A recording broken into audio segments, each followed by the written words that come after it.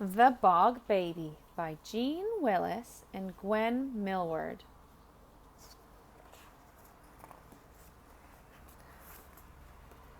Long ago, when we were little, me and Chrissy did something bad. We said we were going to Annie's house to play, but we didn't. We went fishing by ourselves, all by ourselves, which wasn't allowed. Chrissy said there was a magic pond in Bluebell Wood. It was only ever there in spring. When it rained, it made a huge puddle in the dell, and the pond creatures came. We could fish for newts, she said. I won't tell if you won't. So we went.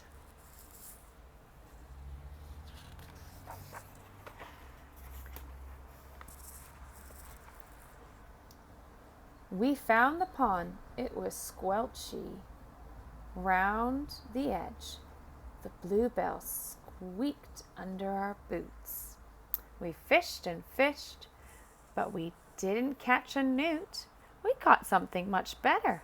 We caught a bog baby. He was the size of a frog, only round and blue. He had boggly eyes and a spiky tail, and I do remember he had ears like a mouse. He came swinging through the flower stalks and jumped into the water. He floated up and down on his back and sucked his toes. Ooh.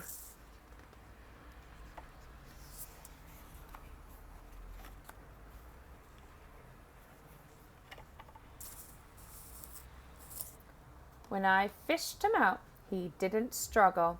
He sat in my hand and looked surprised.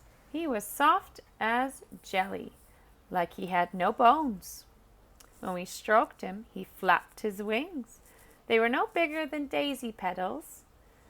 They seemed too small for him to fly.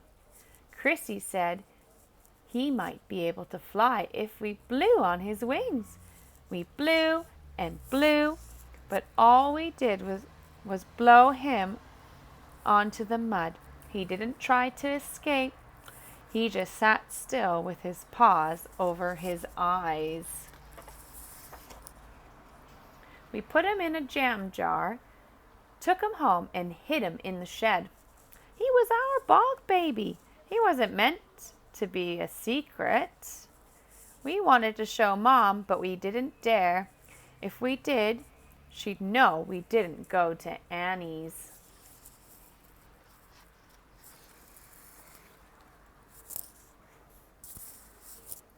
We made our bog baby a beautiful home in a bucket, gravel, shells, clean water.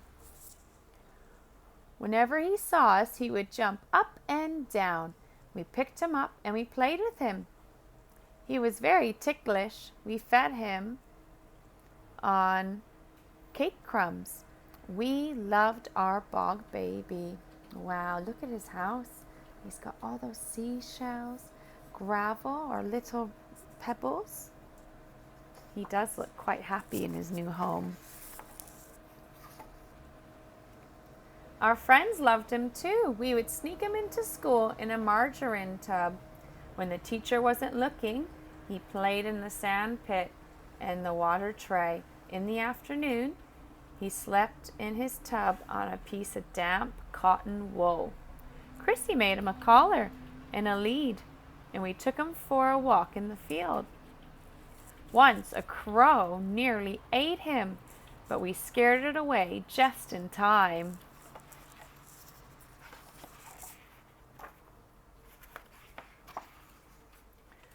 We took great care of our bog baby. At least we tried. But he got sick. He didn't jump up and down anymore. He went pale and his wings drooped. He wouldn't touch his cake crumbs. We gave him all sorts, but he spat them out.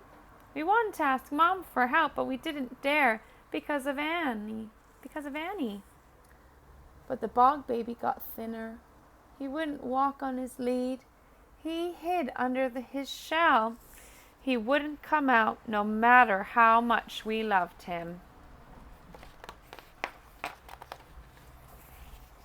Mom found us in the shed. Chrissy wouldn't say why we were crying. We promised not to tell, but I blabbed. Mom wasn't angry, though. When she saw who was in the bucket, she smiled and her eyes went misty. She said she hadn't seen a bog baby since she was little.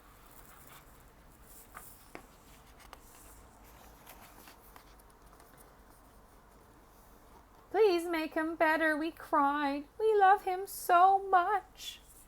I know, she said, but the bog baby is a wild thing. He doesn't belong here.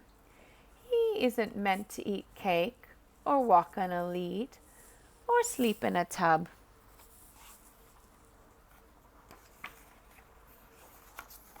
She picked up the bucket and we followed her out. If we really loved the bog baby, we had to do what was best for him, no matter how much it hurt us. That was real love.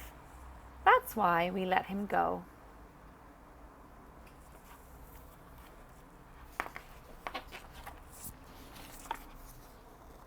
Back where he belonged, living in the wood, playing in the pond, sleeping in the damp leaves under the moon.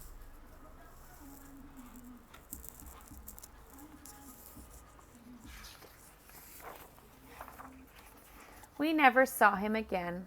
I think he grew up and had babies of his own. Last spring, my daughter found the magic pond, and guess what she saw?